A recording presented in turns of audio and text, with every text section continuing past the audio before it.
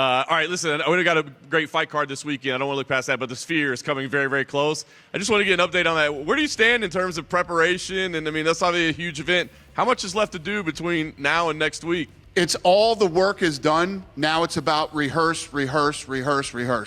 And there's limited times that we can get. We're getting in there at like 1 till 7 in the morning because of their schedule. But it's all about rehearsing now. And to try to explain to you how complex this show is and how many moving pieces and parts there are to pulling this thing off, it's all about all the bells and whistles are done.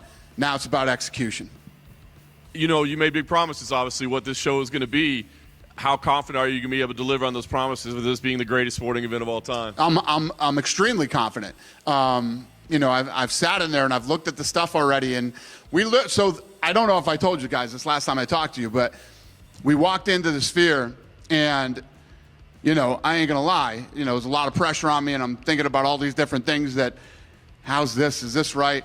We sat down, and they made a mistake when they started doing the rehearsal, and they played me like one of the middle pieces of the show. I literally looked at Craig Borsari and said, "Yeah, you know, fuck it. You're gonna have to show me anything else. I can get up and go right now. I'm good." It's badass. It's badass. It's gonna be awesome. Just about execution now. Last thing I have for you, I don't know how long we need to talk about it, but couldn't help but notice a Jon Jones promo that ran tonight. What? Yeah, it had a lot of things calling him the GOAT, talking about his accomplishments. Oh, yeah. Now, is that something you've been planning for a long time that just happened to roll out this week, or was that a direct response to anything that happened here last week? I was in the back. I didn't even see it air. I didn't even know they aired that There was tonight. a lot of stats about him, who he's beaten. I don't know. Did you guys read them? There was a lot of stuff. Did you guys read the stats? It didn't talk a lot about the guys recently that he's beat. It talked about his whole career. Right. Still, well, you recently just beat the number one heavyweight in the world. Yeah. Hope you guys read that stat. You know what is fucking great about technology? We're not far away from AI actually doing these rankings, and it'll be a great fucking day when AI starts doing this shit. So I'm really excited about that. Yeah. Going back to the Sphere, you said it cost $20 million, right? Can you tell me, is it going to be like, let's say you did it again, it's another 20 million, or because you're the first people that are doing this, that's why it's so high, and if you were ever to do it again, you could get those costs down a little bit? Yeah, no, I don't think you can. I think that, you know, obviously the technology of the Sphere is all new, so you have to shoot in a different format than you normally do, and you know, the thing is with us is we don't cut corners. We don't cut corners. We do everything the right way. So if you think about that, our production value is usually here, right? Compared to even HBO boxing, which, you know, they were the gold standard, but the only thing they did differently in 30 years was HD. It was all the same shit, right? You know, I would take us from here to the ceiling on what we're doing to the Sphere. I told you guys before, I believe that this is a game changer. This is where sports and entertainment truly come together. And I think what you'll start to see is some of these arenas start to change the way they're, you know, a lot of these places are being built right now, new arenas. A lot of them are being refurbished and redone because they're old. I think you'll start to see them start to add better technology to the arenas where you go to the Lakers game and you got a guy juggling and, you know, the mascots dunking balls at halftime and stuff like that. I think you'll start to see more entertainment-based stuff happening at halftime. Is there stuff you guys can take from the Sphere that you can then use? Oh, we will. We already have. I mean, some of the cameras and some of the technology we're using for this, we will absolutely spill over into the, you know, the events moving forward.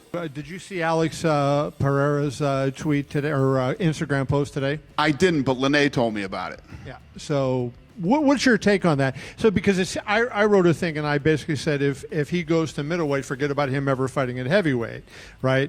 What is your take on his?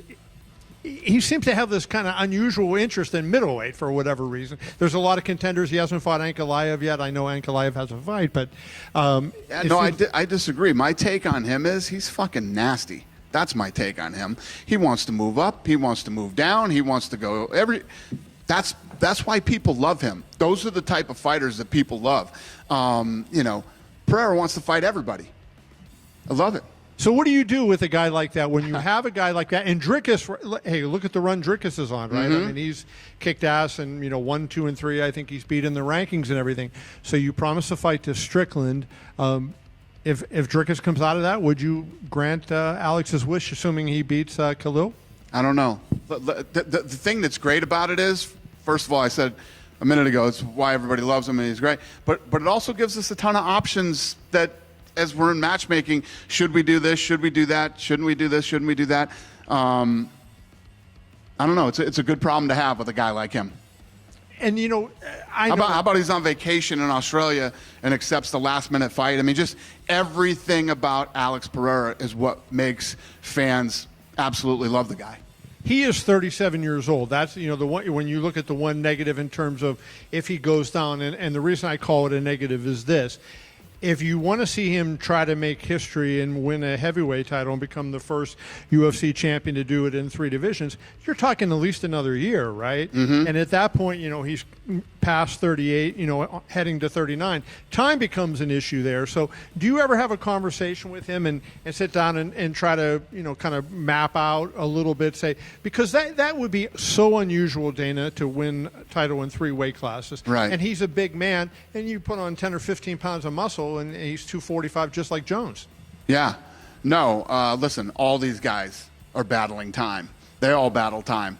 We're just going to have to see, what happens over the next couple of months. There's a lot of fights happening in these weight classes. And, first Stipe and Jones needs to happen, and then we figure out where we go there. Aspinall is obviously the next guy that should get the next title shot. And we'll see how this all plays out. But they're all battling time, every one of them.